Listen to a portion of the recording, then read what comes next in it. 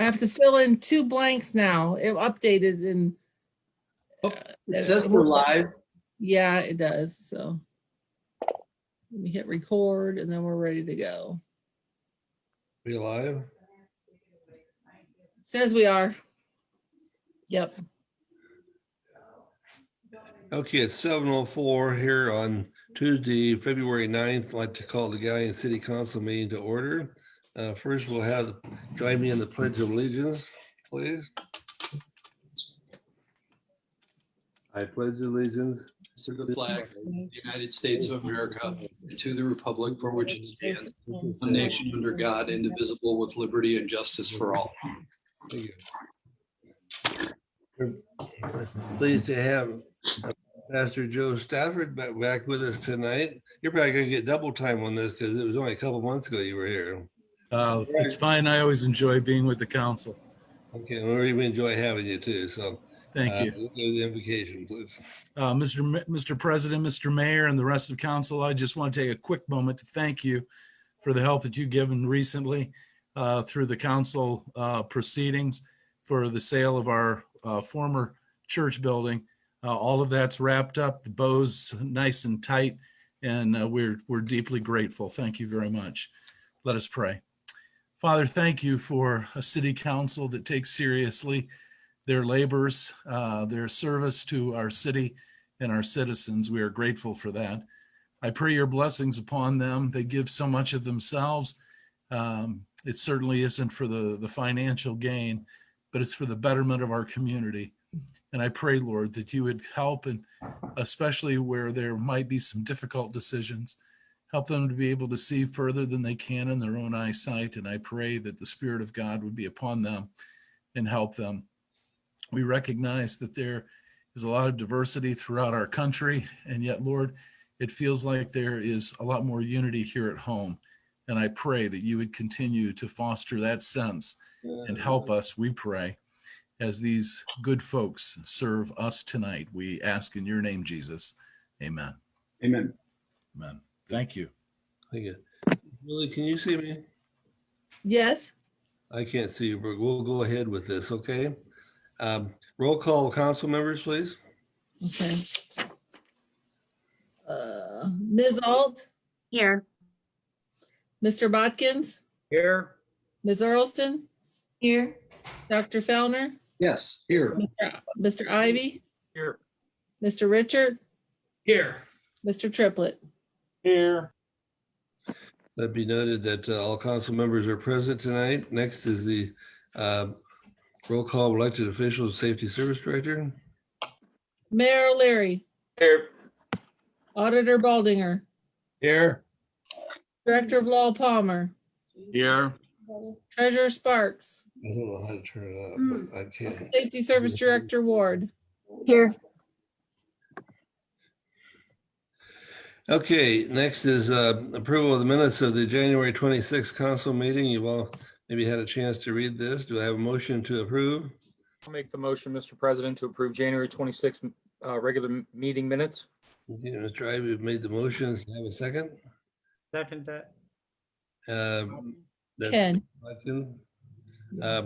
Is there additions or corrections? If none, all in favor, say aye. Aye. Aye.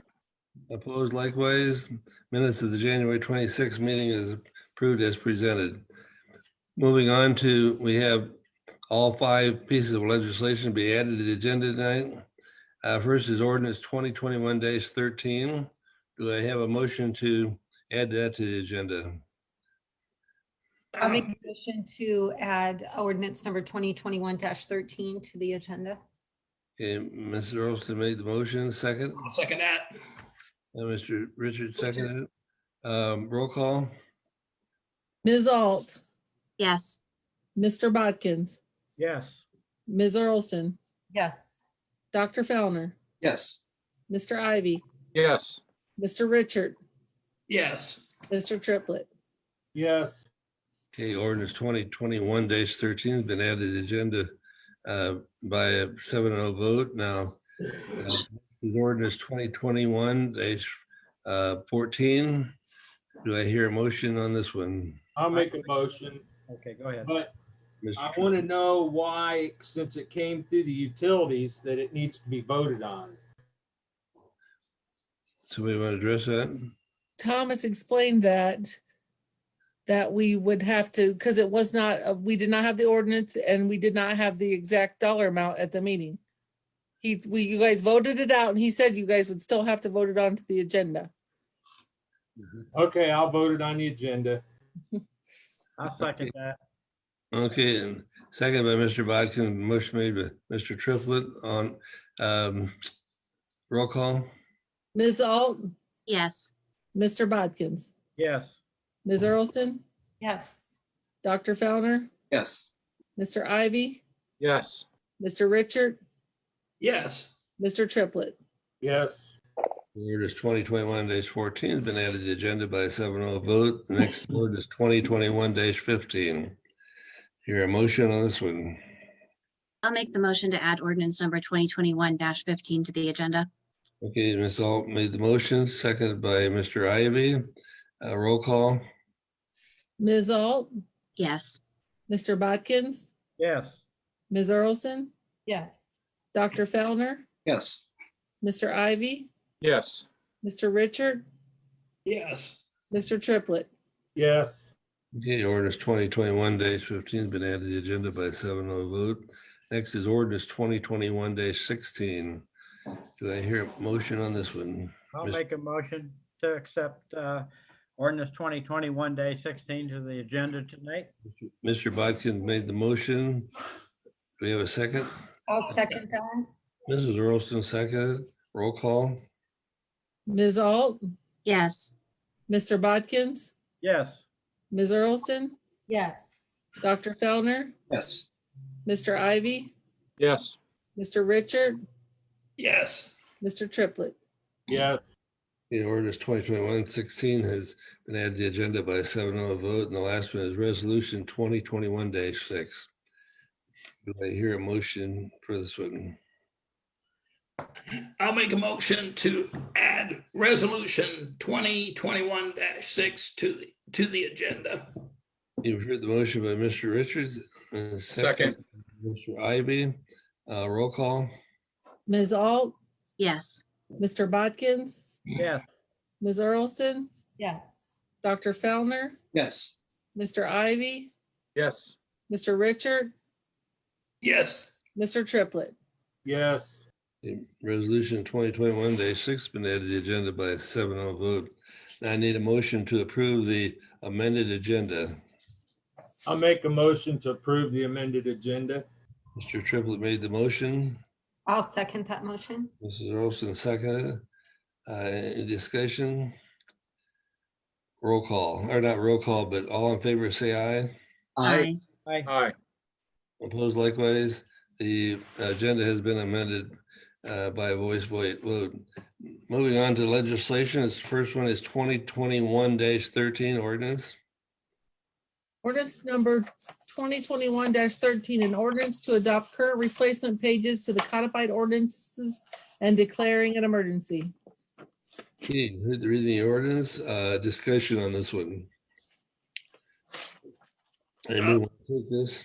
I was going to say, Mr. President, I'm going to defer if Mr. Palmer would kind of explain this, because as you can tell, my voice is terrible tonight. If you would, Mr. Palmer. You're muted. Can you hear me now? Yes. Okay. Yes, Mr. Richard, what this is something we do at the beginning of each year. And what it is simply to take all of the ordinances which have passed in the last year, which are of the type that would impact our general codified ordinances. And it puts those into those codified ordinances. It directs the company that we use to do that. Also, state law changes in the same period of time during 2020. And so some of our codified ordinances need to be changed to reflect current state law. So this is a process we go through every year. It's relatively painless on our end, except for the money we have to spend. Any other questions of law director? Mr. Watt, just one, when it says, I'm referring specifically to the last 537-17. That entire section hasn't been changed in terms of 537, just that 0.17 part. And I'm not sure what the word reserved means. Reserve typically, can I answer, Doc? I mean, Fine, go ahead. reserve would mean that it's a placeholder. That's a placeholder for instance, for something that's going to be put in there in the next period of time. Okay. In Yeah. this case, it was previously something that is now no longer there and they changed it to reserves because it Right, disappeared. and they don't want to just completely remove the number because then you lose that opportunity to put something else in its So it's place. a placeholder. Yes. Any other questions? Okay, Mr. President, I'll make a motion to suspend the rules on ordinance 2021-13 and proceed for a final vote. you've heard the motion to suspend the rules by Mr. Ivy, was second by Mr. Richard. Roll call. Mr. Ivy, Yes. Mr. Richard, Yes. Mr. Triplett, Yes. Ms. Alt, Yes. Mr. Bodkins, Yes. Ms. Earlston, Yes. Dr. Fellner. Yes. The motion to suspend the rules is passed by 7-0 vote. Now further discussion on the ordinance. I'd like to make a motion to pass ordinance 2021-13. You've heard motion by Mr. Triplett, second by Mr. Bodkins. Discussion. Roll call. Mr. Triplett, Yes. Mr. Bodkins, Yes. Ms. Earlston, Yes. Dr. Fellner, Yes. Mr. Ivy, Yes. Mr. Richard, Yes. Ms. Alt. Yes. Ordinance 2021-13 is passed by a 7-0 vote, final reading. Moving on to ordinance 2021-14, first reading.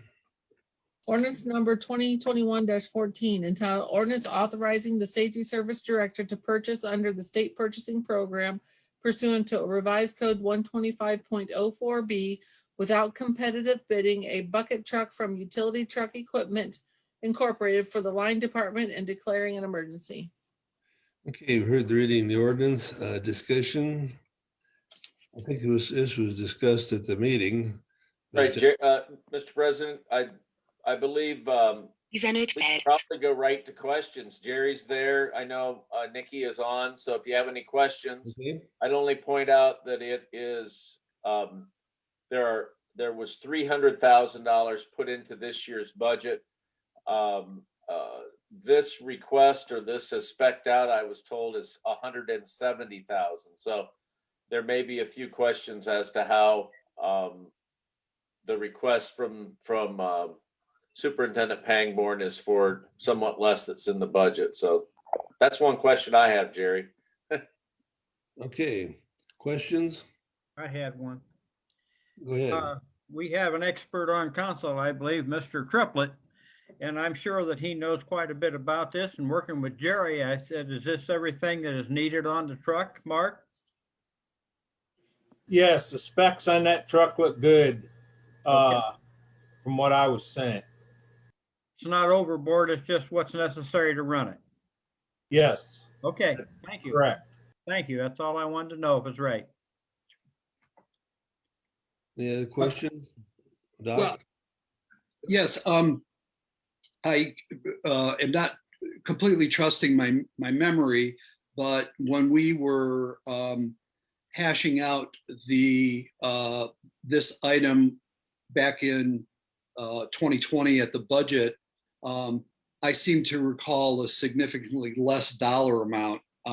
So I guess I was a little surprised at the amount. I understand, after reading it, but was I incorrect on that, or did we kind of know all along that it was going to be in this range? Actually, Doc, if I might, we anticipated it being in the $300,000 range. That's why that was put in there. I think I'm not sure all about it, but I think it's important that Jerry's guys or, the future whatever staff's there feels comfortable using it. That's why it was good to hear the answer to Ken's question from Mark and Jerry. This will meet their needs. Great. I wasn't, again, I didn't want to trust my memory. Just, I'm glad that, Jerry's researched this and got the equipment that he needs to do the job. Yeah. I have a question, Mr. President. Just Okay. to refresh my memory, this was was it the third or fourth quarter? This is the same topic, and we were discussing that the current truck that we have is basically falling to shambles, correct? And this is the replacement that we were referring to several months ago. Is that correct? I wouldn't use the word shambles, but it's a vehicle that the first request to replace it was, it might even been under Tony Sloan, but it's been a few years and it's been limping along. And we pushed it off 1 year. I think it'd be a mistake. Again, as we said the last meeting, Aaron. I remember because I remember the issue of electricity and possibly harming somebody. So Yeah. now that rings a bell. All right, thank you. Sure thing. Other questions? Well, Bodkins here. I just would like to say something about anytime you're involved in anything with safety features, you're gonna double the amount sometimes. And that's kind of scary to some people, but when you got people's lives in your hands, you have to make sure the equipment's the best it can be. So we don't want to take a chance and hurt anybody, that's for sure. Agreed. Thank you. Thank you. I have a question. Is there any time constraints on this at all? We got to I think we have to get it ordered. It's going to be a year before delivery. So, Right. if we're in agreement, I think that proceeding to the final reading is appropriate.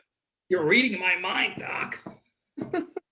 I wanted to save your voice. Oh, I appreciate that. So would you make that motion then? Yes, I will. I'd like to make a motion to suspend the rules and proceed to the final reading for ordinance 2021-14. I will second that motion. What time? Is there a second? Yes. Second? I'll second. Okay. Roll call. Who seconded? I thought I heard Tammy and then who else? There was a couple. Make it. Too many. 4 seconds. Flip a coin. It was a race to the finish. I actually wrote down Tammy, so Tammy got it because that's who I heard first. Tammy gets the blue ribbon. Yeah. All right. Dr. Fellner, Yes. Ms. Earlston, Yes. Mr. Ivy, Yes. Mr. Richard, Yes. Mr. Triplett, Yes. Ms. Alt, Yes. Mr. Bodkins. Yes. It passed by a 7-0 vote. Discussion on the ordinance itself. I'll make a motion to pass ordinance 2021-14. I'll second. Motion second by Mr. Ivy. Further questions? I feel bad. Jerry's on here. He hasn't said a word. Oh, Yeah. I'm okay. listening. Sounds good to me. Jerry, you have anything to say since you're on? No, I've been listening to you and everything sounds good. The amount that we have right now is actually less than what we were going with last year. I do think we've got a better truck. It is a four-wheel drive vehicle. I don't know if you noticed when you read the description. We get stuck, I don't know how many times a year, have to get backhoes and stuff to pull our trucks out. So having this one four-wheel drive vehicle is going to make a big difference for us. So thanks for passing that through. Thank you. Mhm. Any other discussion? Okay, roll call. Mr. Triplett, Yes. Mr. Ivy, Yes. Mr. Richard, Yes. Ms. Alt, Yes. Mr. Bodkins, Yes. Ms. Earlston, Yes. Dr. Fellner. Yes. Okay, ordinance 2021-14 is passed by 7-0 vote. Moving on to ordinance 2021-15, it's the first reading. Ordinance number 2021-15, entitled an ordinance repealing Ordinance number 2020-99, and to now approve appropriating property interest described as parcel 48T1, 48T2, and 48WD, now owned by United Photographic Industries Incorporated, for the purpose of making or repairing roads which are open to the public without charge, authorizing the appropriation of funds for deposit with the clerk of courts, and authorizing the city director of law to file a petition for appropriation in the Court of Common Pleas, Crawford County, Ohio, and declaring an emergency. You've heard the reading of the ordinance, a discussion. Law Director Palmer? Yes, members of council, I assume you will probably already be sick of these. And I'm going to sound like a broken record, but this is part of the 598 widening project. This one and the next one you're going to be looking at tonight have to do with the notices that had to be resent as we were working with OR Colon and identifying any loose ends that might exist. Natasha in the mayor's office took care of this. It was finalized last Saturday, giving you the opportunity to pass these tonight. And I do absolutely believe they'll be the last two of these that you will see. This is obviously, as it says, an ordinance which authorizes the appropriation, and this and allows the court filings to take place. We have one more filing. There's two of these, but we have one more filing to do. Thank you. Any other questions, Dr. Fellner? Yes, Mr. Palmer, as with other ordinances like this one, could it be settled prior to a court appearance? It would absolutely, and that's the preferred way to do things, Dr. Fellner. Right. But it takes two to tango, as they say, and it would take United Photographic. They're a wonderful company, but for whatever reason, and I think in this case, as I remember correctly, it's more a question of there's some issues with the property. It's just a preferred way to do this is to go through the courts. Certainly. Okay, any other questions here?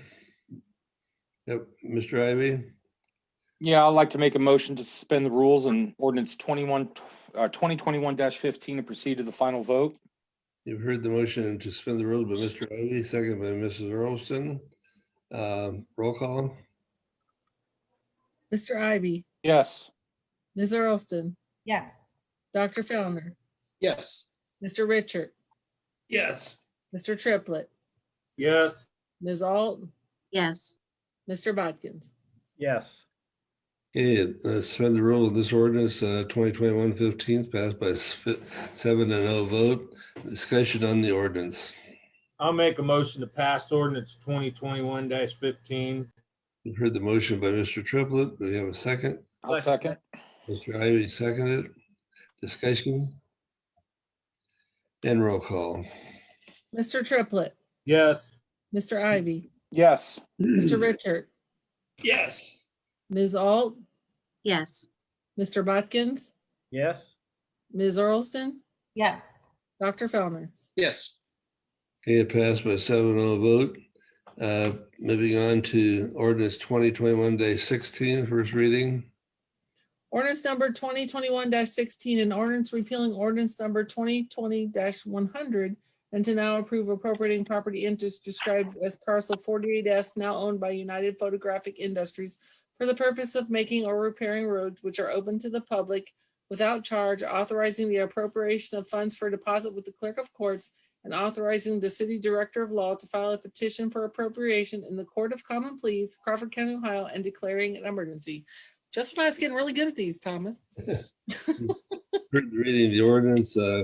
Questions? I think we say it's same as the last one, but That would be my only question. This is just the piggyback off 15, correct? Yeah, well, let me just tell you, members of council, that the reason this is different, it's the same, as you see the 48, the same property owner. The reason is that this particular parcel doesn't touch the other parcels. So because of that, we have to do it in two separate actions. I don't make the laws, I just, work on them and with them. So it's the otherwise, and that's exactly the same thing. any other questions on this one? Not, do I have a motion to suspend the rules? I'll make the motion to suspend the rules on 2021-16 and proceed to the final vote. Mr. Ivy made the motion, seconded by I'll second that. Mr. Richards, Richard. second. Roll call. Mr. Ivy, Yes. Mr. Richard, Yes. Mr. Triplett, Yes. Ms. Alt, yes, Mr. Bodkins, Yes, Ms. Earlston, Yes. Dr. Fellner. Yes. Suspend the rules on this passed by a 7-0 vote. Discussion on the ordinance. I'll make a motion to pass ordinance 2021-16. Mr. Triplett made the motion, seconded by Mr. Bodkins. Any discussion? Roll call. Mr. Triplett, Yes. Mr. Bodkins, yes, Ms. Earlston, Yes. Dr. Fellner, Yes. Mr. Ivy, Yes. Mr. Richard, Yes. Ms. Alt. yes, Okay, ordinance 2021-16 is passed. Final reading by a 7-0 vote. And the last one is resolution number 2021-6. It's the first reading. Resolution number 2021-6, entitled Resolution Approving and Ratifying the Prior Acts of the Department Heads and Safety Service Director and approving a then and now certificate for said expenditure and declaring an emergency. Okay, discussion on this resolution. Who wants to take it? I think Ms. Ward, are you there? I am here, yes. Could you explain? I'm sorry, go ahead. No, I think this is another cleanup item as we're finishing out the year that this, I don't know, this invoice didn't get paid last year, so we're taking care of it now. What's Chemco Systems? It's, I believe it's something for the water plant. Okay, Yeah. some sort of chemicals, chlorine, Yeah. et cetera. Okay. Other questions? I'd like to make a motion to suspend the rules and proceed to the final reading on resolution 2021-6. The motion by Dr. Fellner, second by Mr. Ivy. Roll call. Dr. Fellner, Yes. Mr. Ivy, Yes. Mr. Richard, Yes. Mr. Triplett, Yes. Ms. Alt, yes, Mr. Bodkins, yes, Ms. Earlston. Yes. Okay, passed by 7-0 vote. Any further question or discussion on the resolution? I guess I'll make a motion to pass resolution 2021-6. Mr. Triplett made the motion. Do we have a second? I'll second. Mr. Richards seconded. Questions, discussion? Roll call. Mr. Triplett, Yes. Mr. Richard, Yes. Ms. Alt, yes, Mr. Bodkins, yes, Ms. Earlston, Yes. Dr. Fellner, Yes. Mr. Ivy. Yes. It passed by 7-0 vote. Moving on to the next item of business, under other business, election of President Pro Tem. As you know, our President Pro Tem was Mr. Baldinger, and he moved on to be an auditor. So been without him. We need one in case I don't make it can't make it to a meeting or something. Julie, you want to take it from here?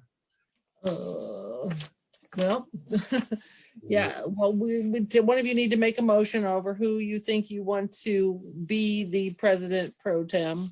And what this person will do, they will preside over any committee meetings of the whole. And the other time will be when Carl is not available. That is according. And then we do have a provision that should whoever is the president pro tem, if they happen to have a conflict, then the president pro tem, then the next person with the most seniority would then step up to be the president pro tem, is how we have worked out in our council rules. So that way, if someone would happen to have a conflict who is serving, that we have that covered from now and in the future. Okay, Mr. Bodkins. I'd like to nominate Mike Richard for that position. Okay, we've heard I'll the second that motion. Mike Richards for the position of President Pro Tem. Is there a second? And another nomination? I think Dr. Fellner just seconded that. if Yeah, I'm he not did. mistaken. Okay, I didn't hear that. Sorry about that, Doc. Okay. We have a motion seconded. Any, I guess, ask for any other nominations? I was gonna say, anybody else want this?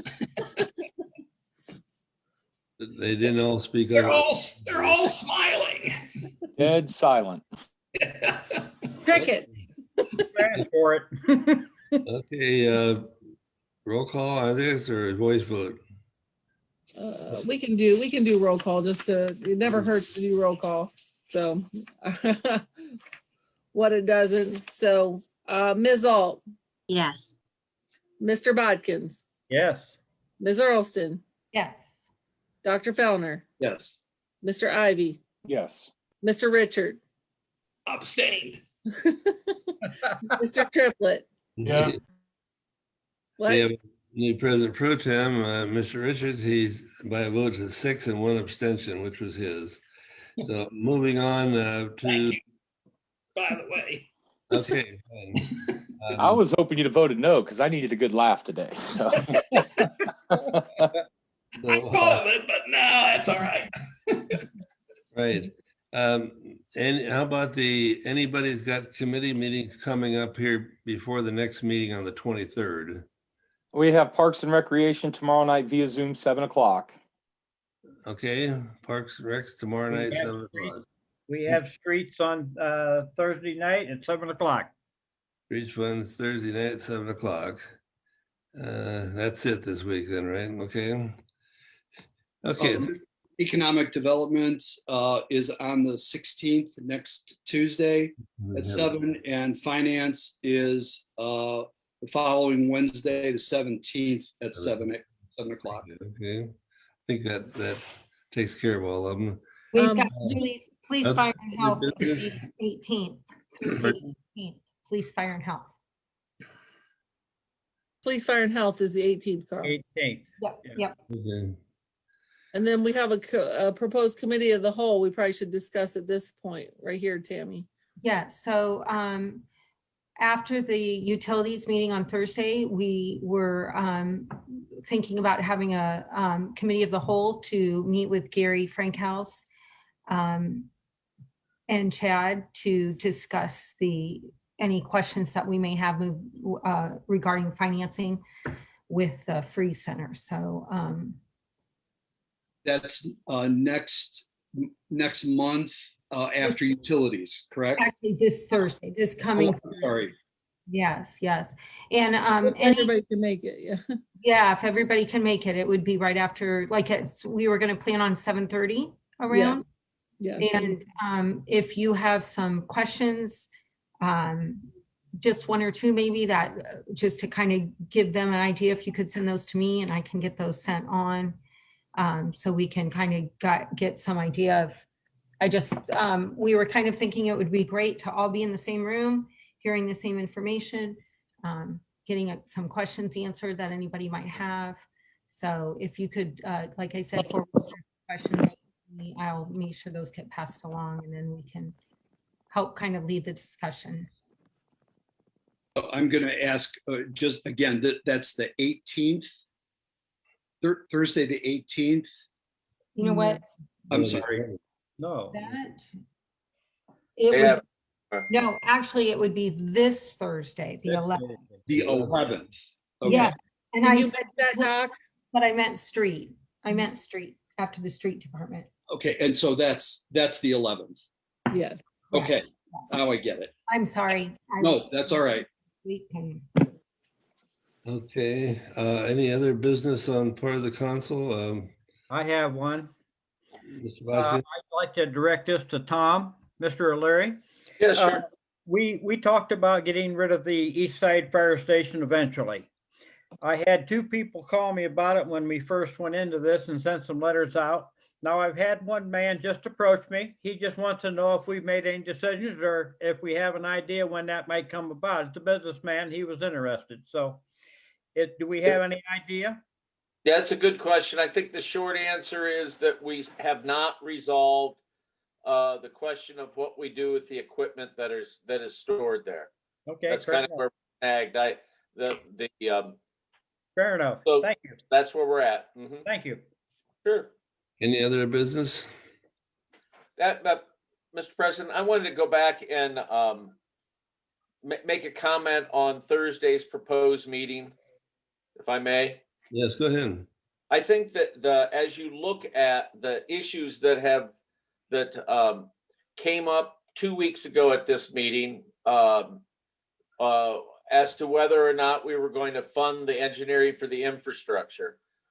There really, in my mind, are three sets of issues, and council may want to think how they're going to try to group those issues. The first set of issues is this $5 million bond issue that I think part of when I've talked with council members, they'd like a little better understanding of who issues the bond, how that works, how that fits into the overall financial structure of the foundation. I think there's an hour at least of conversation about that.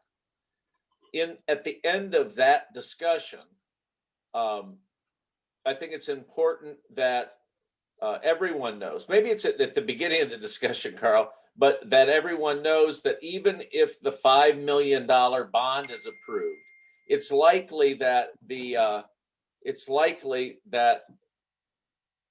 the project will still need additional funding, probably in the neighborhood of $2 million in funding. So one of the things that council could consider, if they like the idea of the $5 million bond, is agree to do that, and if the port can raise the rest of the money. So without getting into the whole discussion Thursday night, I think it's real important for the Freeze Foundation to think about whether or not they will guarantee the city a certain amount of annual income if the foundation, if the stock market, if the economy ran into a few tough years. So it's possible that the debt service on those bonds could exceed the income coming off the foundation. I'd like to, if you will, get the foundation to comment on whether or not they would guarantee a certain amount of income to the city. That's exactly what they did coming out of the financial disaster. They guaranteed a certain amount so that the loan from First Fed could be serviced and secured. So I think that's one point I wanted to make, that everyone needs to understand how the bond works, and every council member, a lot of people in town have a lot of reason to ask questions, because issuing municipal debt is not something that I don't know if any of us has done that in their public service career. So I think asking a lot of questions with regard to that is a good thing. Next point I wanted to make is where this thing seemed to spin up or derail, whatever verb one wants to choose, was around a discussion about how do you pay for engineering and ultimately how you pay for infrastructure. And no matter what council decides about the bond issue, kind of the core of the financing plan, we're still going to have a good discussion about how engineering is achieved and whether or not the city will put in the infrastructure or require the developer to do that. And there are a whole lot of issues as they relate to subdivision regs and other things that may come up there. The third set of issues that I've heard council members ask questions about, and around which I think candidly there's a relatively low level of understanding among a lot of people, is the operating plan and how operating revenues and operating costs have been estimated, and how or whether from year to year, if the center loses money operating, how those dollars will be made up, if you will. So there's been a lot of work done by advocates of the project. Even before the port was formed, the last study was done on the financial feasibility. There's a lot of work there. but I think there's an equal amount of getting into those numbers and proofing some and trying to question some of the assumption on some of the other numbers. So I think on Thursday night, if council hopes to tackle all three of those issues, things could get kind of confused. So in between now and Thursday, might want to think about how to format that meeting.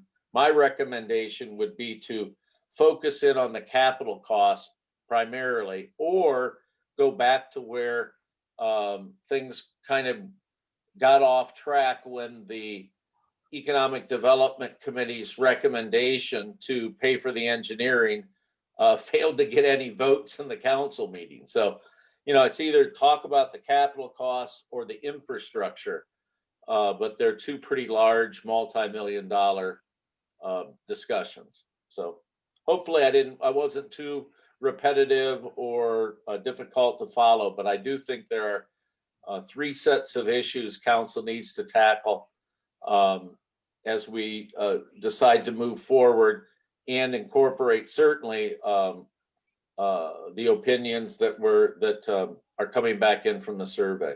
So thanks for listening. Yeah, thank you. Okay, Mr. Richard, too, I'd like to inform you at this time when we talked about setting up this Thursday night with Mr. Frankhouse and Mr. Miller, I said it'd be okay, but I couldn't be there. So be prepared for Thursday night in your new position, okay? Well, it's a committee of the whole, so he runs it anyway, whether you're there or not. Okay, so anyhow, okay? Thank you. Okay, moving on, I know there's, Hey, Carl, one more thing. I don't know how you expect the council clerk to handle whether this will be a meeting which everyone can listen, but only council members would be participating in the question and answer, or if this would be a practical, what I guess has become called virtual town hall. So I think that's another issue need to be clear about when the meeting is announced, whether or not this would be for all to listen to, questions asked by council members, or if we want to sort of open it up for a sort of a live stream call in. So we ought to know that beforehand. I'd hate to have Mike get in the middle of that and have 4 or 5 questions stack up and have it execute in a way that council didn't get all of their questions asked and answered. what would you think about having the community listen to all the explanations? A lot of questions out there. What's your thoughts on that? That'd be my preference, not to have, because I think, a loudmouth like O'Leary might get in there and take over the meeting and ask 47 questions and sort of, like I said, take over the meeting. That wouldn't serve our purposes. So, and just some thought. I don't want to enter into Thursday and have Mike in a position where he and Julie are trying to wing it in terms of how many citizen questions versus how much dialogue between port members presenting and council members asking questions. Mr. Ivy? Yeah, I think it's a great idea because we're going to have Mr. Frankhouse and Mr. Miller there. And if one of the 6 of us kind of gets stumped, they can get it straight from the people that are actually putting the plan together. So I certainly would not object to that. Yeah. Object to what? I'm sorry. Yeah. Object to Not what? object, or if let me rephrase that. If there are questions that are presented that the 6 of us might be scratching our heads on, it's kind of nice to have a couple members of the port who actually put the plan together to maybe help guide us through the questions. In other words, I don't think it's a bad idea, unless I'm missing something here. Well, they're the ones going to be answering the questions. Yes. They're the ones that are proposing it. So, Aaron. Then I digress and forget I said that. So great. Well, Aaron, I think Actually, I was kind of the one that proposed this because I was feeling like we all were unsure about a lot of things. And I thought it would be nice if we all were hearing the same answer all together at the same time. So, so I was kind of thinking it would be great as a council for us to be able to get our questions all answered. And that we all hear each other's questions and hear each other's answers. So Let me rephrase it. I think it's a great idea. Okay. Mr. Well, Bodkin? let's not, all I was trying to say is let's not try to accomplish, because I won't even like call out a council. Let's say there's a council member or two who are really concerned about the operating expenses 2 or 3 years out. And if expenses aren't being met by usage, who's going to make up that difference? That's a different question than how in the heck does this bond issue operate, and how does that fit in to reducing the risk and making this a lot more feasible financing plan? Because there's a lot of good, it's a good plan, but what we have to do is insure the city against the risks that would come up from guaranteeing these bonds, because that would be the city's role. I think there's some solutions, but anyways, we having that discussion, like both Aaron said, I'm in agreement. Tammy, it's a good idea. I think you couple that with the surveys, we'll have a lot better base of information about how to make this work. So, or not. You have something, Mr. Bodkins? Yes, I wanted to ask everybody here that's listening, of course, the council members, do you think one meeting's enough, Tom? If we have an open meeting with the public to listen but can't get involved, do you think that a 2 meeting is substantial or too much, or you don't want to drag it out very far? Or? Well, I guess, Ken, my quick short answer is the infrastructure, which kind of got things, a little bit slipping and sliding. That's probably, candidly, part of the capital structure. So you could probably discuss what's involved in funding the utilities to get them there, and have a discussion about whether or not that's the port's responsibility financially or the city's. At the same time, you're talking capital cost. The operating cost is a whole, it's a subject that very few of us on this call tonight have had much of a chance to look at. One of the things I'll ask Matt to do is there's about a 35-page summary that is the most updated estimate on the operating plan. I think it makes sense to get a copy of that out to council members so they can take a look at it. Everyone be mindful of the fact that I think it was published in 2018. So there's a lot's happened since then, but it does give us a basis to get into those questions about can you operate this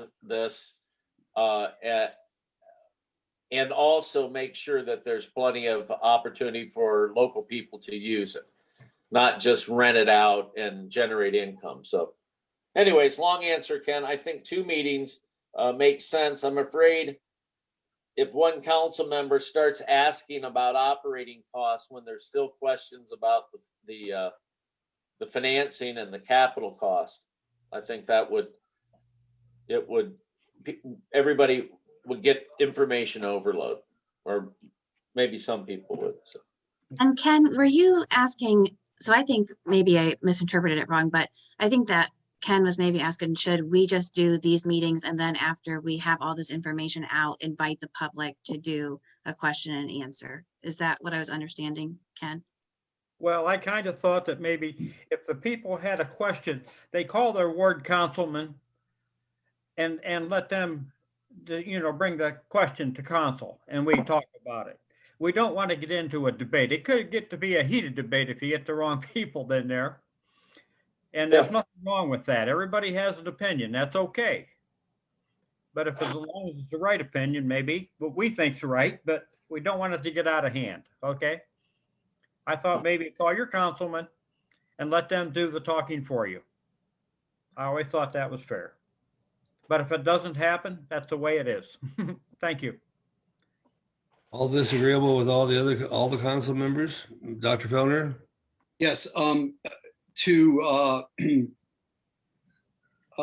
comment on the idea that Ken had as far as multiple meetings, something that might be somewhat of a compromise is having this meeting Thursday, committee of the whole, but use the following Tuesday, economic development, even though it's a smaller committee, if council people have questions that they have thought of ahead of time, then Ms. Earlston and I and Mr. Ivy could ask them to invite Mr. Frankhouse back on Tuesday night. So that would cover multiple meetings, give us a couple of days in between, as opposed to, weeks and weeks apart. So we've got economic development on Tuesday and finance on Wednesday. So I think having the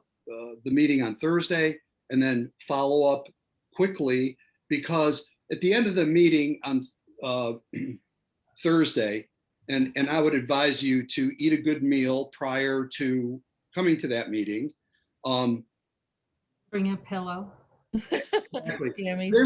There's going to be, Thursday night when we're all lying in bed, you saying, oh, I wish I would have asked that question. Write them down and submit them so that, Ms. Earlston and Mr. Ivy and I can ask again on Tuesday. So that might satisfy Ken the multiple meeting, because I don't think one is enough.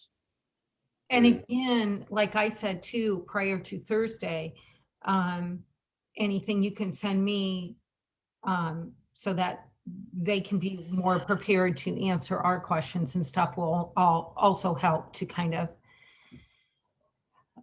get our questions answered.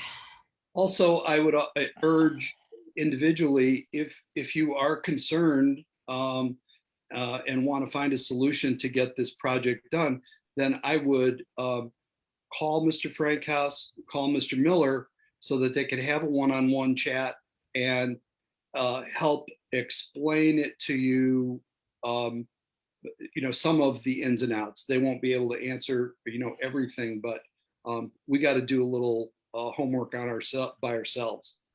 Amen. Mike, Thank you you. already all set then? You know what?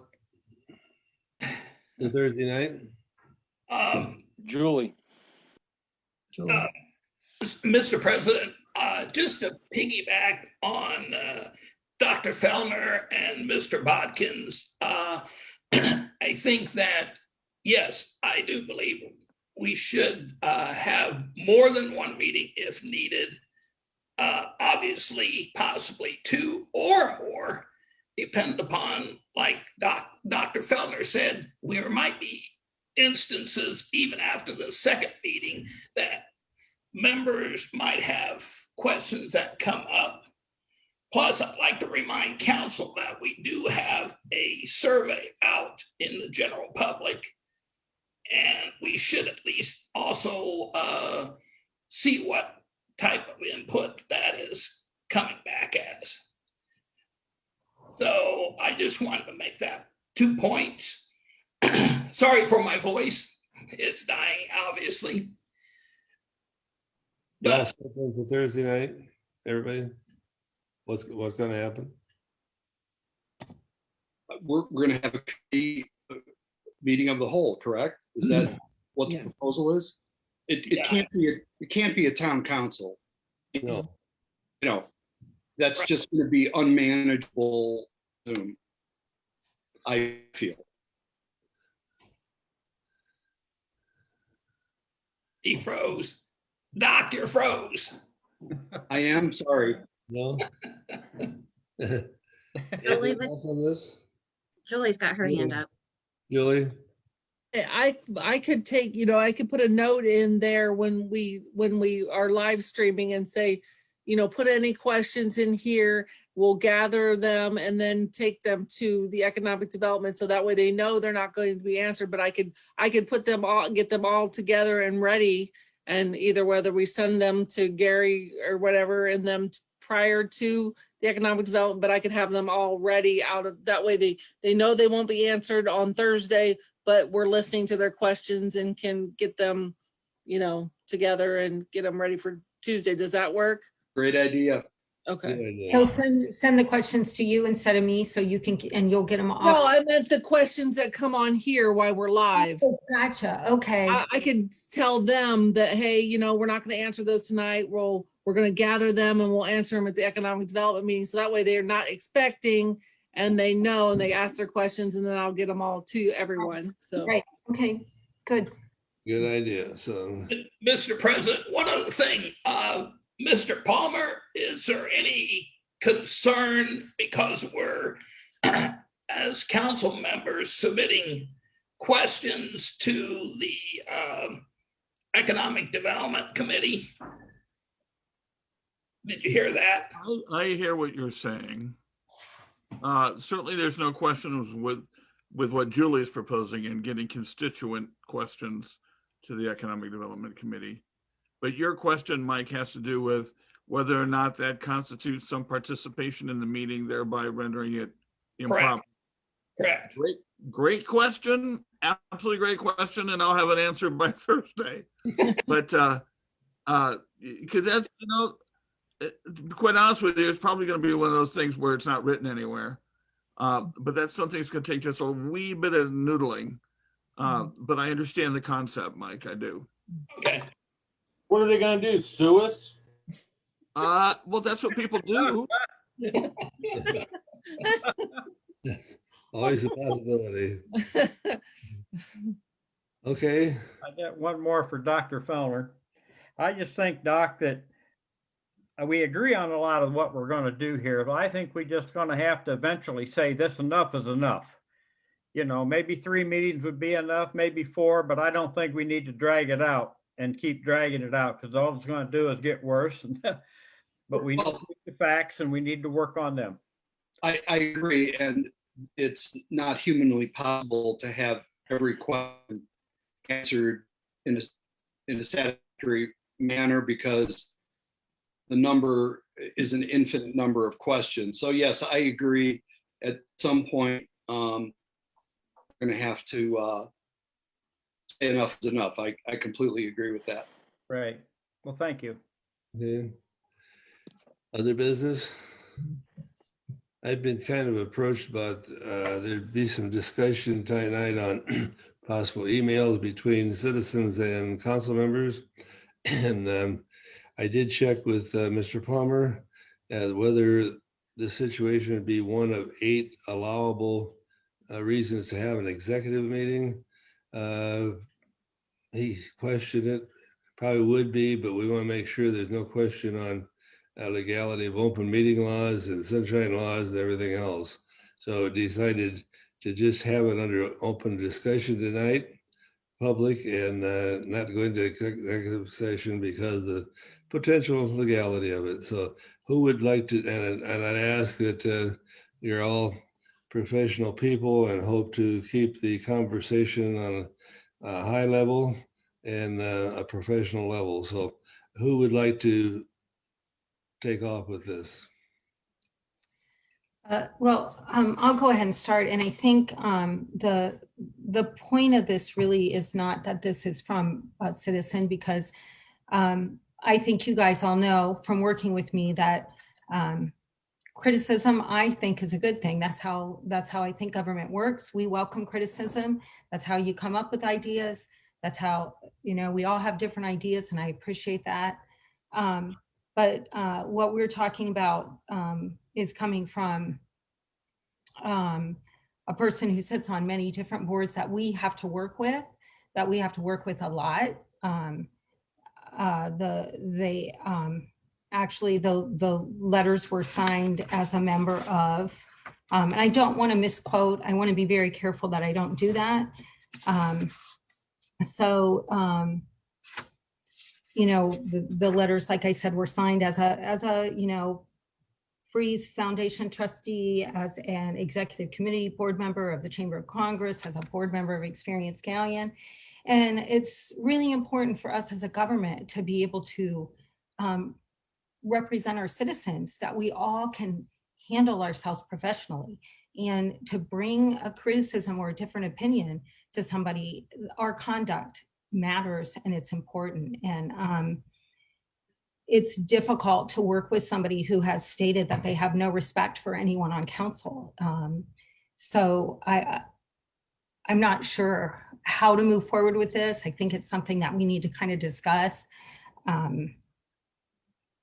We have to represent our citizens, and we have to be able to do that by working with these entities. And if we can't handle ourselves with decorum, and if we can't handle ourselves with professionalism, I don't know how we do that. I don't know how we go forward. And if any of you or myself were to attack or use unprofessionalism when addressing people who sit on the board or on the freeze board, I would hope that we would be held accountable for that, and that we would, all of us as a group would do something to stop that. That's why I worked with Palmer when I first got on, to try to have something written that would make us held accountable on how we speak to people in the public, because it matters and it makes a difference, especially when it's somebody we have to work with on a monthly basis sometimes. So I guess I don't know where we go with that. That's kind of where I'm at. Just a quick comment. I think as a body, we need to come together and make sure that we're present a united front, that we are going to do our very best to vet this project with all of the information that we have. And you know, we can only be responsible for our own conduct and our own communication with citizens and each other. So without wanting a punishment or retribution or you know, holding someone else accountable, I think a letter of or statement of our resolve as a unit to move forward on this issue using all the information that we have is appropriate. Other comments? So Dr. Fellner, what would that letter of resolve look like to you? Well, I think that we are united in vetting the project and finding out, regardless of opinions of, you know, that are that negative. The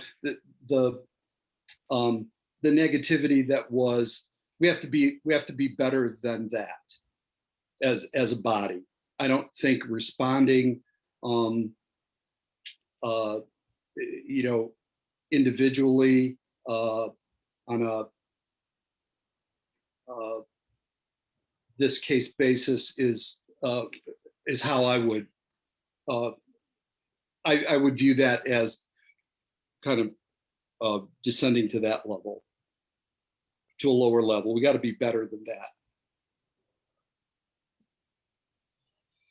I see a quizzical look on your face. I guess I still don't understand. I understand, you know, having the same ideas as a council and not responding individually to these emails that we've gotten from this individual that we're talking about. But I think that, you know, in having conversation with some of the council members, that the level of unprofessionalism that was exhibited, I think that some council members feel, you know, how do we move forward? Is it asking for an apology? Is it asking for a resignation? Because we have to continue to work with these folks, that, and I think what Tammy said, and kind of just echoing that, if it was a citizen, it would be, you know, thank you for your consideration and time of sending this email. I'll discuss it with council. But coming from a Freeze trustee and a chamber, board member, I think that we have to kind of look at how do we have good rapport with them and have that trust and open communication that we need to move on these topics that are controversial, and to have that opportunity to kind of discuss those things in a way that is relaxed and is able to be efficient, and not being afraid of, you know, getting an email or 3 emails, you know. I don't know. I don't know. I'm under the opinion that it was really unprofessional, and that what was said in the emails was not what you would expect from a trustee of a board, or as a board member, people representing the city. Well, I agree, but the council had no authority in appointing this person. We don't have any, and I think we aren't going to deal with an individual. We're dealing with multiple board members. I think that it's incumbent upon us to continue on. We recognize it. We agree that it was unprofessional, but we don't have any authority. If it was a council member, that would be a different matter. If it was a city official, it'd be a different matter. But he's not. He's, you know, I mean, I just don't see beyond a statement of, you know, disagreement. I'm not sure how a punitive, what kind of punitive action we should take. I think obviously we don't have authority to make anything like that happen. But back to your point, I think it is very important that we have a unified front, and any recommendation is just that. It's just a recommendation, and that's all it is. But a unified front, I think it's important, and I want everybody too to understand that the quote was, "I have no respect for, I have lost all respect for, or any grain of support for the Bush Leaguers that sit on council." So I feel like we need to have that back and forth, that support from the chamber and the Freeze, and you know, that we need to work well together. So I hear what you're saying, Mr. Vellner. I agree with what you're saying. But at the same time, I want to make it very, I want to somehow make sure this doesn't happen again. This wasn't an incident that was a one-time incident. This happened on a Wednesday, again on a Thursday, and then again on a Friday. And each one was equally as offensive as the first. So it wasn't a, oh my gosh, you know, we all have bad days. We all, you know, I'm the first one to go, listen, I get it. We had a bad day. You said things you wish you hadn't said. Totally, you know, that happens to everybody. And you just say, you know, it's not a big deal. We move on. I'm sorry. But it was a repeated multiple occasion kind of thing. And I felt like the responses, the return comments from both council members were very professional and very, let's just move forward. It didn't stop. So like I said, Wednesday, Thursday, Friday, just a continuation. So how I want to ensure that we can continue to work well together as a community with these groups, and that this isn't something that we'll have to really deal with again. That we as a council demand that we are all treated with respect from these entities. Of course, you can't get, you know, we're not going to be able to say that like from a neighbor or somebody like that, but from those groups of people, I think we all need to stay on that level. And when it comes repeated like that, I want to make sure this doesn't, and not just necessarily from this individual, just in general, we need to.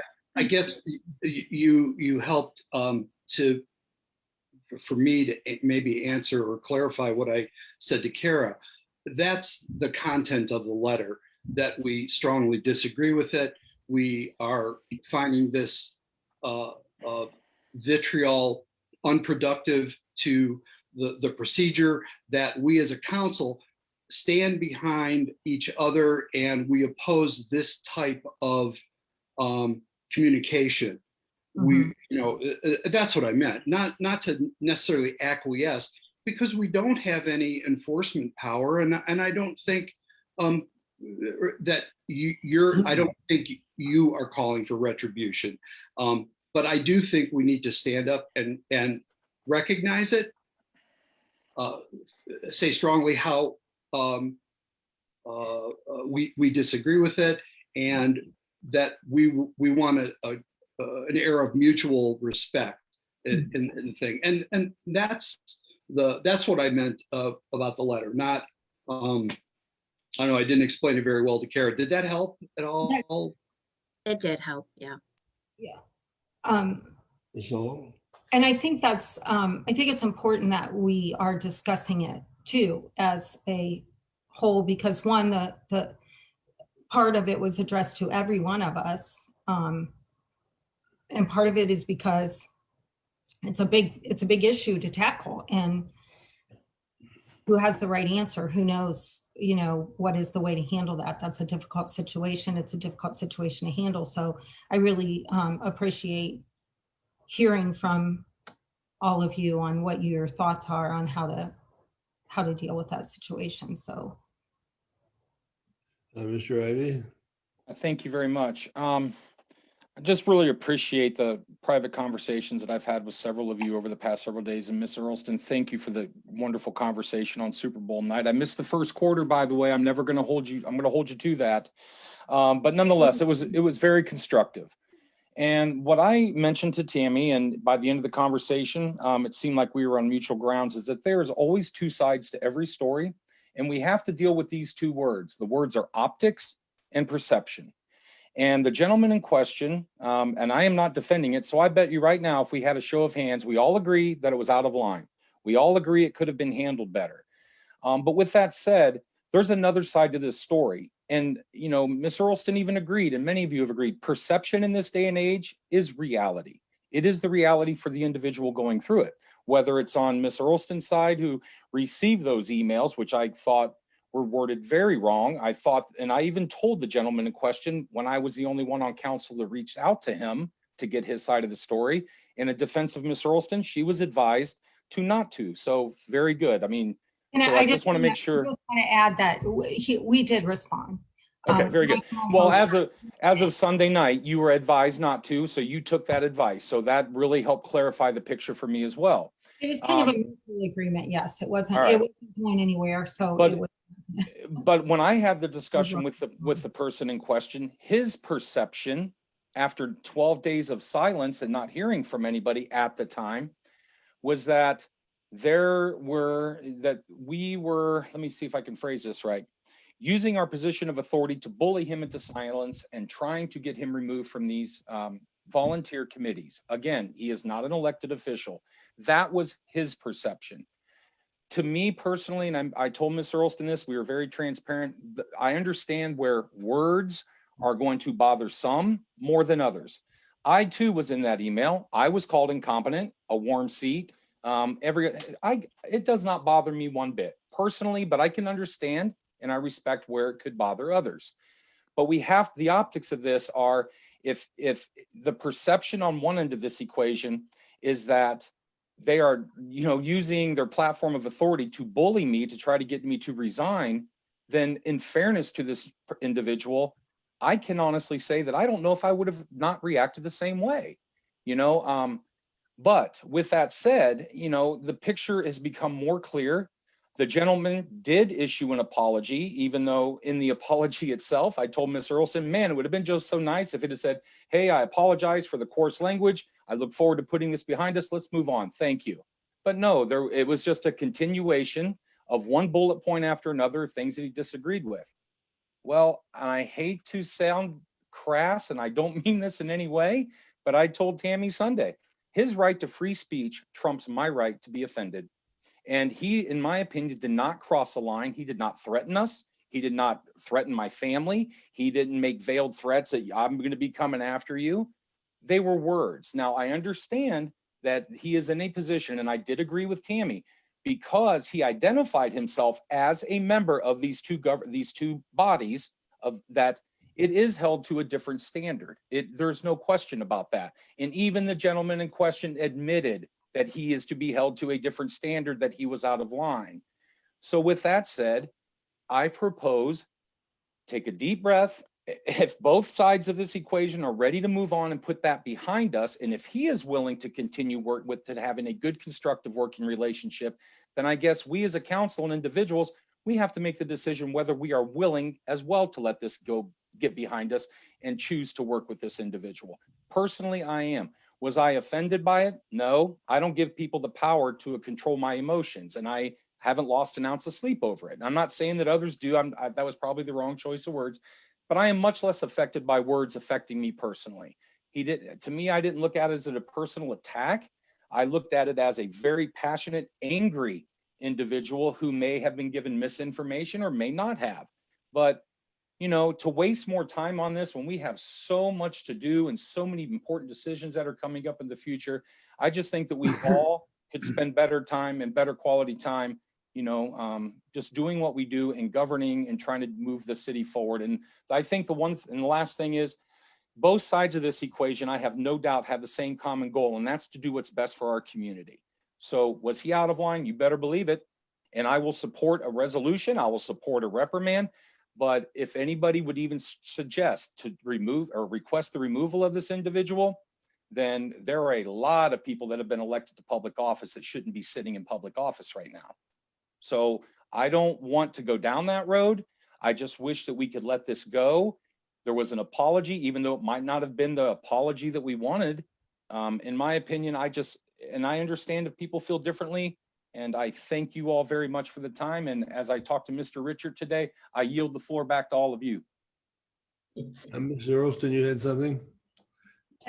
No, I just, there's just, there, like, I do want to definitely clarify that I did reach out immediately upon receiving the first email. And I appreciated and thanked him for his opinion, because he absolutely has every right for an opinion. So I really want to clarify that I did reach out immediately, and it just kind of responded another angry email. And kind of as a whole at that point, with some discussions, we decided that clearly the communication had already broken down at that point. So I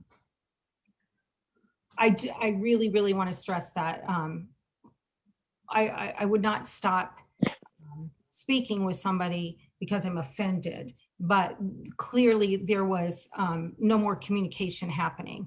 There was only angry and hate-filled messages coming in. And it, again, not even just, it was directed at all of us. It was directed at the community. There was angry spewed out at the community as well. So, and again, I want to stress that it was 3 days of this. So it was not a matter of, oh, my feelings are hurt, or this person doesn't have a right to opinion. Absolutely. And here's the crazy thing. I could understand where he would, I try to put myself in other people's shoes. I could understand where he was coming from, but what I couldn't understand is why he wouldn't let us have a communication back and forth because of the hate and the anger coming out, and not just directed at me, not just directed at Mike, but directed at all of us and the community as a whole. So because that communication broke down so quickly and we were unable to communicate, and we were unable, I was not able to explain why we did what we did. He was only able to explain what he did. That's what scares me about moving forward, because we have to be able to communicate, and we have to be able to communicate professionally, and we have to be able to have respect for each other, and we can't be disrespectful to other people or our communication breaks down. And I know he doesn't, I hope he doesn't represent the whole board that he works on, but I just think it's caused a lot of damage to the back and forth that we need to be able to have. And Mr. President, may I make comment when Tammy's done? yeah, go ahead. Okay, one thing, and I've read all this, and I want to shift the focus because the language, I think there's general agreement that people wish they hadn't said that. When you pull that back, where my disagreement lies with the point of view that was being expressed, is that the public has every right to ask questions. They have every right to weigh in on this. And the idea that there are self-described best and brightest minds in Galleon, and they're going to make decisions for the public, that's what I find unacceptable. And that's why I think the survey is a great idea. I think the survey is a good instrument, but not perfect. And I think these conversations starting Thursday are real productive.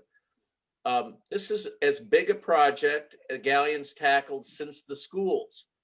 And I think it's there, you can't have too much public involvement. And the suggestion by some of these leaders, these individuals, that they know better or that their group knows better and the public can't discern what's right for Galleon is, you know, repugnant would be flashy language. It's just not cool. Everybody knows it. You should let the public talk. And if this group of pro-free center people don't believe in letting Galleonites speak, then I guess it won't be a long and rocky road. It'll be sort of a short and abrupt Thelma and Louise end to this whole thing. So let people talk. The point that they shouldn't is underlying the nasty language. And so I'm all in favor of that. I think we want to allow the surveys to come in, and you know, the power of the experts is oftentimes overrated, and the wisdom of the everyday person gets us kind of where we go more often than the elites would like to think. Thank you. And I would just like to add on to that. I agree with you 100%. And if the dialogue would have been able to be opened, I think that this person and I would have been able to have a very nice conversation about where we were coming from as a council, but because of the disrespect and the you know, unprofessional behavior, the conversation had to end. It had to stop. And that's my fear, is I don't want the conversation to stop. I don't want the conversation to end because I have a different opinion than somebody else. That's when the conversation needs to start. And when you're unprofessional and disrespectful, the conversation ends. And that's what makes me sad. And that's what makes me upset. And that's why I don't want to see this happen again. And I want, and I don't know that it's going to stop. So that's my fear. Mr. Bodkins? I kind of narrowed my opinion down on this whole situation to be short and sweet. I think we have a group on this side that wants the event center. All the council wants to do is, we'd like the more information. We're just skeptical, that's all. We're not saying that's not the right thing. And I think it was maybe totally uncalled for, but sometimes it gets out of hand and there's nothing we can do about that. But it was, one wants it, we just want to know more about it. I think it's that simple. And I'm sorry someone's feelings got hurt, I really am. It's not a good thing. But Tom, you were right, the public needs involved. We can only do the best we can with what knowledge we have of the situation. So thank you again. Any other comments on this? I would only say that, you know, Doc Pellner is right. We got to stick together on this as a council. But it's too bad, since the council agreed as a whole to send out these surveys, how two people were singled out and attacked. That's all I got to say. It was incorrect. So, well, let's move on here on elected officials report. Auditor Gail Boldinger. Yeah, thanks, Carl. Yeah, I just got one thing here I want to share with council. The Treasury Investment Committee met on Wednesday, January 27th. With the topic of discussion, I mean, we reviewed some stuff, but the main thing we discussed was the renewal of a couple of certificates or investments that are coming due. One was came due on February the 2nd. It was for $599,380. Matured on February the 2nd, and Nick Vicari from Meter Associates, he recommended that we renew that investment out into the 5-year space, which was done by the committee. So the 599,000 has been renewed for 5 years. And then we had a second one that's going to be coming due February 19th for $299,087.75. He also recommended that one gets renewed for 1 year. So that was the committee approved both of those to be renewed in February. We're going to have some more coming due later in the year. I don't have that information on hand right now, but there's going to be several more coming due throughout the year. And the policy requires that we have 2 meetings a year. So we have the next one.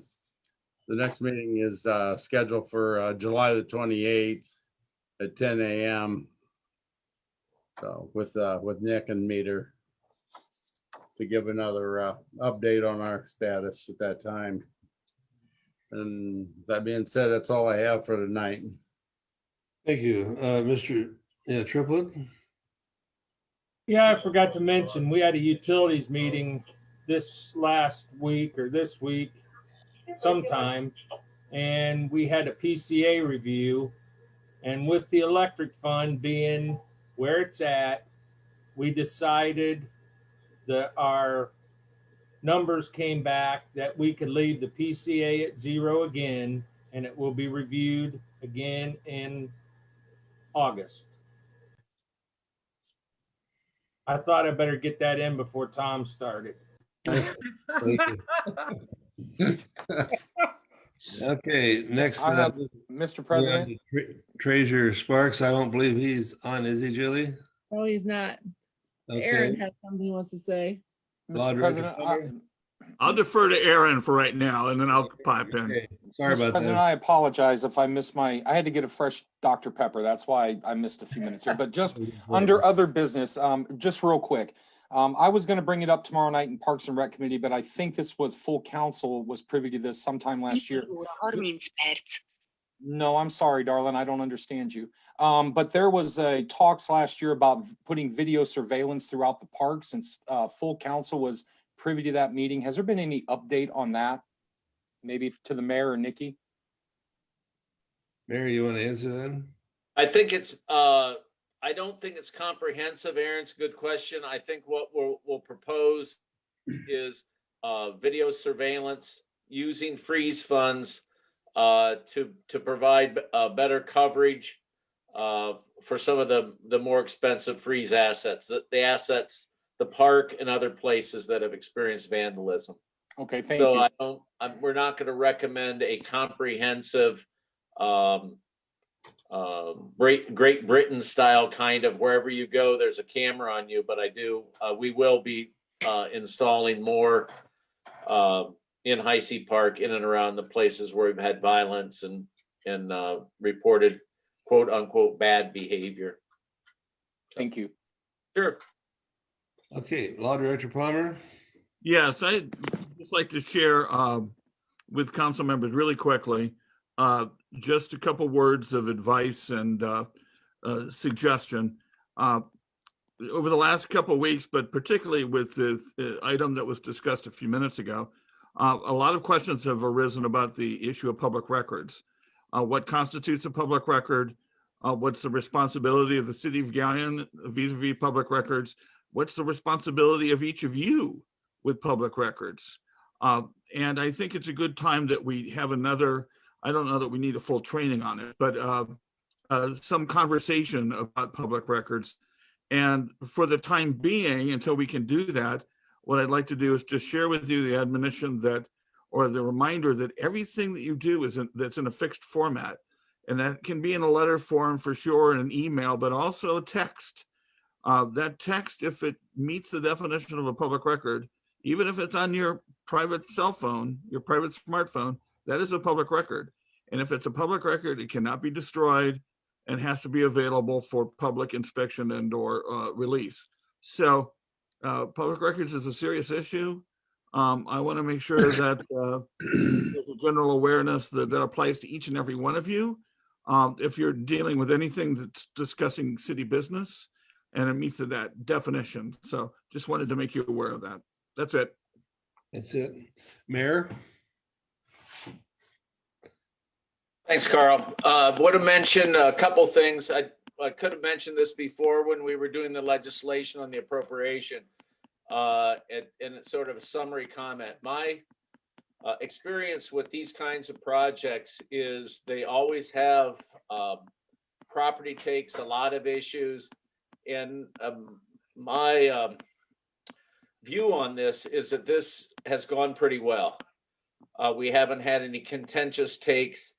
The fact that an out of state industry had issues within their real estate department to get the information to the right person is not extraordinary. I wanted to go back and mention that the donations that we talked about a couple meetings ago allowed the real estate part of this project to come in slightly under budget.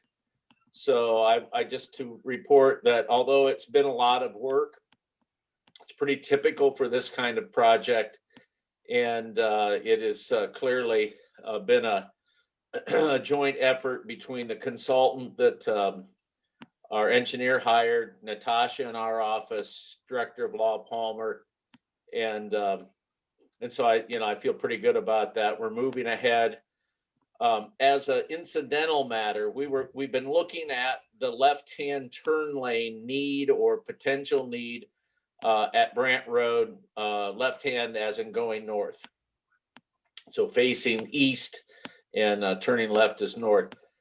We got a quote in around $296,000 for the extension of that turn lane. So I plan to get back. We just got that quote today. I plan to go back to the drawing board and see if there are ways that we can get that included in the same time frame. It won't be part of the ODOT project, but within the same time frame as the rest of the widening. This will be particularly important if we can get forward movement from JBS, the development company that owns the former Pico property. If they would move on the demolition and redevelopment of that property, it would certainly warrant an investment in the short term in that $300,000 range. But I'll go back to the drawing board or back to the telephone and try to confirm that they're going to move ahead on that project. And so I may be coming back to council through the committee and process and talking a little bit about whether or not we want to include that left-hand turn lane to complement the development that's the development, redevelopment, if you will, at the old Pico property. So those items on 598, I guess I'm glad to see that we're going to go ahead and have further information, further conversation on the Free Center. And, one can be a strong advocate of a project like this, but not have to adopt everything on, one point of view or another. So it's been observed by several people that they can't decide if I'm for or against the project. I think I'll assure them, since I was among the people who have worked since the idea was hatched, that I'm for the project, but I'm for full information for the public. And I'm also for full disclosure of what the risks are, and very active in trying to come up with ways to mitigate those risks. And we'll be talking about that with council members on through Thursday until we get this project voted up or down. So thank you very much. I'll answer any questions. There's probably some other things I didn't touch. Anything else for the evening, Mayor? Anything else? I have a question for the mayor. Mhm. One of your things for the Free Center is Yeah. for it to be able to be free for the community. Is that correct? Yeah, that's really how I envision it. I think two things. One, that's what makes it consistent with the Freeze will, in my opinion, that it would be a community rec center. That's what's described in the will. And I also think that it's extremely important that if the citizens are going to forego other recreational projects to make this happen, they certainly shouldn't have to pay a fee every time they go in to use the facility that they're actually paying for. So, and of course, there's been some pushback from some folks. How do you expect us to run this and make money? I don't want to delve too deep into that, Mark, but if you can't let 50, 60, 100 folks walk during the daytime, if you can't provide after school opportunity for young people who may not be in organized sports, then in my view, we really have no business building this thing. So that's why I feel strongly about the need to devise a way to keep it free for local citizens. Clearly if somebody vandalizes it, you ban them from the place. But anyway, I hope that answers the question. It makes sense to build this for the community. It doesn't necessarily make sense to build it for commercial out-of-town travel sports interests. Okay, thank you. That did answer the question. Okay. Anything else? I don't really have anything, but I appreciate everybody keeping professionalism tonight. And I think it was a good thing to bring some of this out in public because it's council as a whole. And with that, do I have a motion to adjourn, Mr. Carl, Tripp? I've got one more thing. Oh, Carl, I'm sorry. yeah. Too late. Okay, Hello? It's no, not- I'll defer to Mark. No, go ahead, Doc. You were Go ahead, first. Well, what I wanted to do is volunteer to draft a letter that I referred to earlier, and just circulate it to get opinions and input from members, and before we make it public and vote on it. So I was gonna just try and put my money where my mouth is, and I kind of volunteer to get that done in the next couple of days. What are you referring to, Doc? I'm sorry, I missed something there. What I think letter? you were procuring your Dr. Pepper at that time. Yeah, I was. Okay, so what I did was I proposed a letter of unity by the council and condemning the language, not the right to speak it, but the type of language, and that we are unified in vetting this freeze project for the benefit of the community. And along those lines, that is 3 times that I've not explained it very well. So, but anyway, that was the gist of it. But I do understand it this time. I agree. I don't disagree with that. Okay. Is everybody agreeable with Dr. Fellner drafting up a letter? Yes, I agree with that too. No objections? All right, Mark, you're on. And Okay. now I would like to make a motion, if no one else has anything, to adjourn. Okay, motion by Mr. Triplett, second by Mrs. Earlston. All in favor, say aye. Aye. Aye. Opposed, Aye. likewise, meeting hereby adjourned at 8:42. Good night, everyone. Thank you. Hey, Aaron. Yeah, Aaron, yeah. how was that pulled pork? Man, I